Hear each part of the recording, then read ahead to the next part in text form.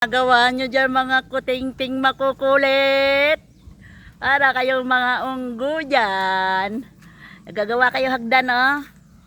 Para dyan na kayo naglalaro. Hindi sa mga sagingan. Sinisira nyo aming saging. Sige, yan kayo maglaro. Yan, lagyan kayo hagdan. Hagdanan na kayo.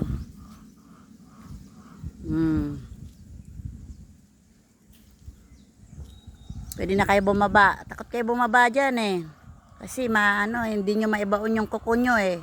Kaya gustong gusto nyo sa saging eh. Dami nyo nang pinapatay na saging oh. Tinan mo oh. Asaan na? Ilang puno na yung saging? 3. Yun. Yun na naman ang papatayin. Doon sila nagsasampahan, naglalaro. Sayang naman yung saging na senyorita. Kaya dyan na lang kayo. Yan. Tinan mo oh. Para kayong mga unggo dyan. Dami pang sanga-sanga. Oh, di ba? May hagdanan pa kayo. Oh, ginagawa pa kayo ng hagdanan, no?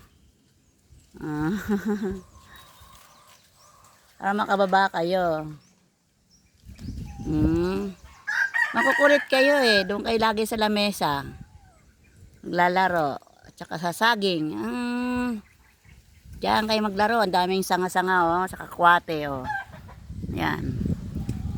Laking puno dyan. Diyan kayo maglaro. Makakarating pa kayo kung saan dyan oh. Daming sanga. Na. Diyan kayo. Kung pwede nga yan, lagyan ng lamesa dyan. Para dyan sila na nagkakainan. Kuya Pedring ano? Ayun, lamesa. Asan lamesa? Yung puti dyan na sira. Ang sira? Oo. Di siya nilalangaw. Ayun, may plywood pa doon oh. Doon siya na gabi, diyan sila pakakainin. Hindi tayo nilalangaw palagi doon. Diyan sila naghaharutan. O walang hagdan diyan. Okay na. Pakabait kayo diyan, makakababa na kayo, may hagdan na kayo. Ang dalang naman ng hagdan, ang iiksi pa ng mga paa nila. Yan, dito pa sa baba, lagyan pa. Uday, nako ka. Hindi na kayo bumaba dyan. Dito pa, isa pa sa hagdanan. Sa baba, madulas.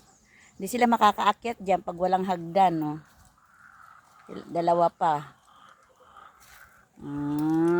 Diyan kayo magharutan ng kukulit nyo. Okay. Pakabait kayo dyan, ha? Ingat kayo dyan, malaglag. Ingat kayo dyan.